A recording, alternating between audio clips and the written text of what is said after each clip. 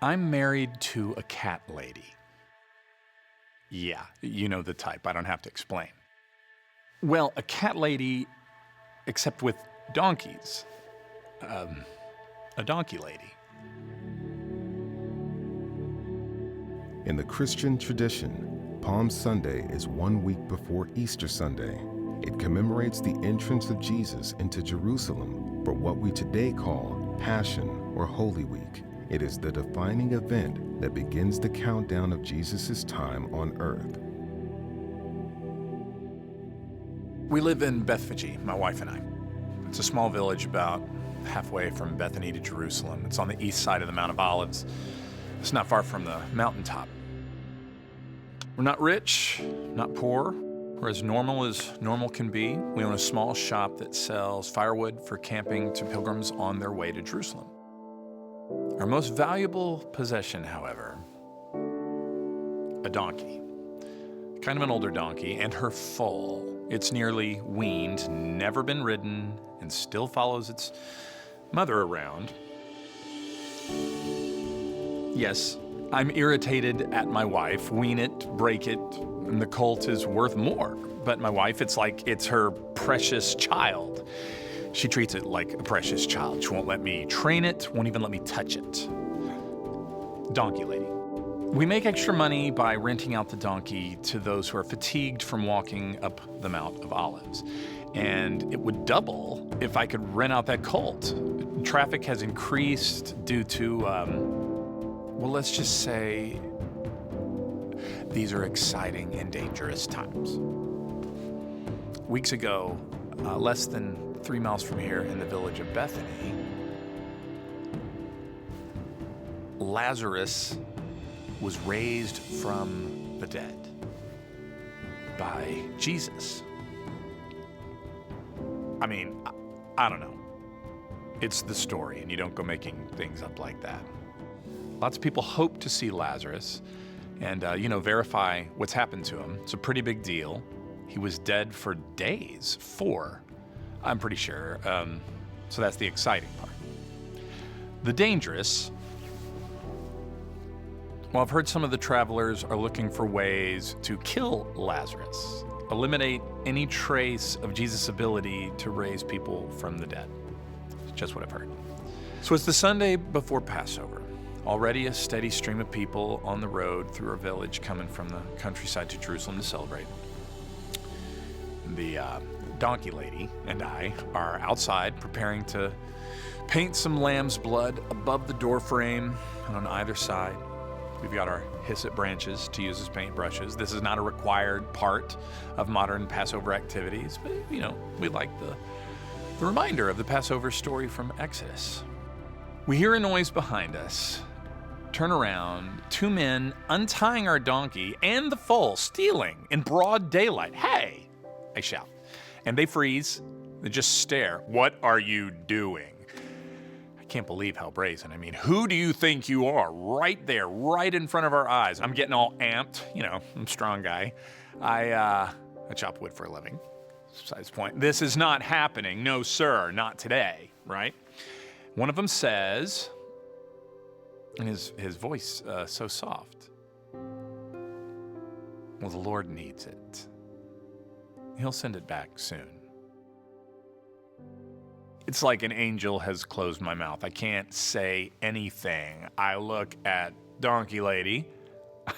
She looks at me. We just nod our heads, and the men walk away with our most valuable possessions, her precious baby. So a little while later, we hear a shout in the distance toward Bethany, and then a crowd comes into view, heading straight toward us, and we can hardly believe our eyes. Some guy is leading our donkey. Behind him, another man rides on our colt, robes draped over the colt like blankets, and he's sitting on top. We expect the colt to bolt toward us, to its home, to its manger, to feed. And the colt stays calm, follows its mother, passes us, heads toward Jerusalem. And a huge crowd follows the donkeys. And I want an explanation. I pull this man aside. He's reluctant to stop and lose his place, so I walk with him. he tells me the man on the colt is Jesus. And behind him, his apostles and Lazarus. And then all the crowds of people. And some are the ones from Jerusalem who went to verify Lazarus is alive. Some are Passover pilgrims on the way to Jerusalem. Many look like they're from Galilee. Others are local from Bethany. And I walked a donkey lady who is smiling from ear to ear, by the way. And I point. It's the Lord. It's Jesus. She just beams. He needs our donkey. And it's like a punch to the gut. Can this be the Messiah? The Lord who created the universe needs something?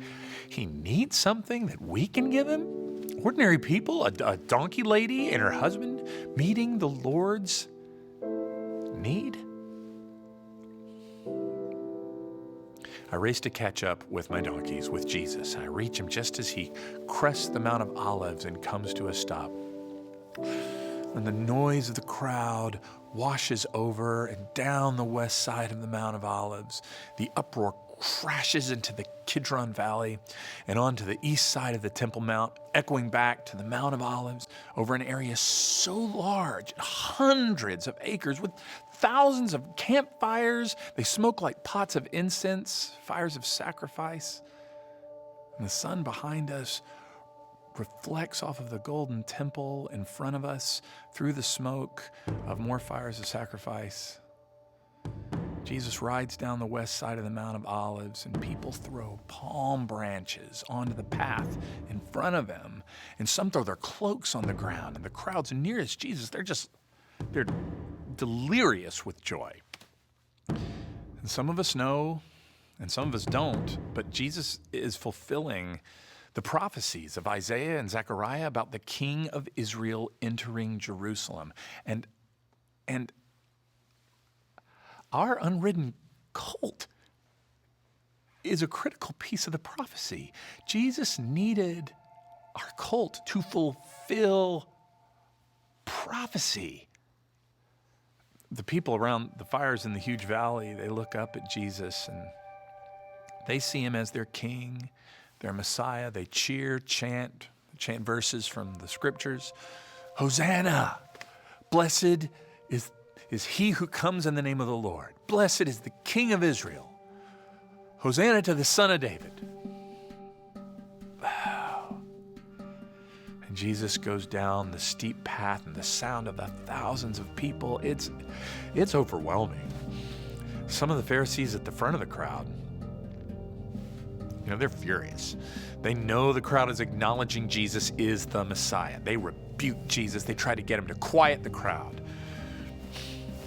With a look on his face I can only describe as sublime, he says,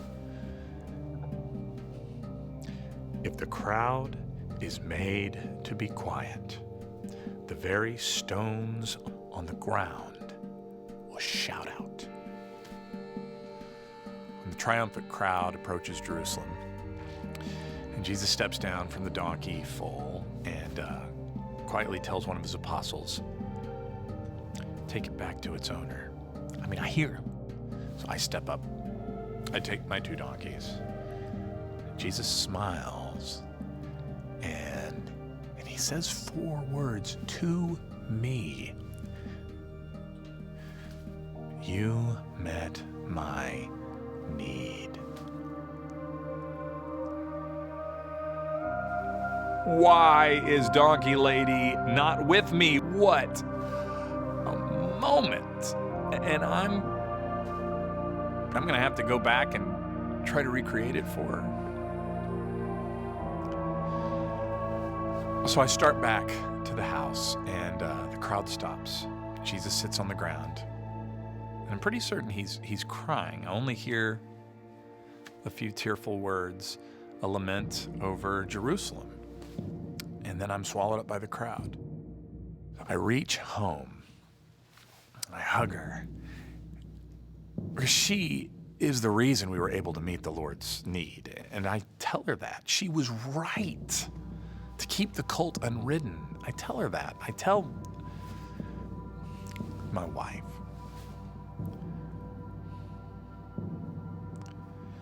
We keep track of Jesus over the next several weeks.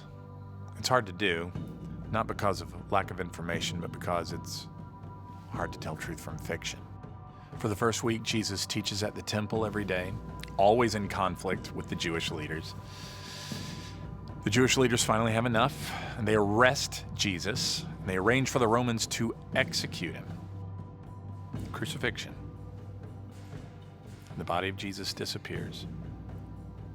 The Jewish leaders say that his apostles stole the body. The rumor among the people is that Jesus rose from the dead. And then reports that Jesus is seen by hundreds of people, not just his followers. He is seen in Jerusalem and in Galilee. It's been about 7 weeks since Jesus rode our donkey, and we've decided to keep the colt, to never let it be ridden again. Well, my wife still treats it like a precious child. For 7 Sundays, I lead the colt to the top of the Mount of Olives. I relive in detail every moment of the day we met the need of Jesus. When I come to the top of the mountain, I just stand there, remembering the fires and the shouts, the palm leaves on the path. And then I return home with a feeling of disappointment for 6 Sundays. But on the 7th Sunday, in the distance is a group of men. I take the colt and we go. And as we get close, I see it's Jesus with his apostles. I am only about a stone's throw away. And Jesus starts rising in the air. He goes into the clouds and disappears. I walk toward the apostles, and there are these 2 men in dazzling white clothes approaching. Galileans, why are you standing there looking into the sky? This same Jesus will return in the same way he went into heaven. The apostles break out in praise and happiness, and they smile at me. They remember the colt. At least I think they do, but then they head to Jerusalem. I return home with the colt to my wife. He's gone now. He's really gone. I tell her of the story of Jesus rising in the air. She doesn't even seem surprised. We were willing to meet his need, she says. And many people were blessed. I know that should make me feel better, but I'm sad that he's gone. Now, we will meet the needs of his followers, she says.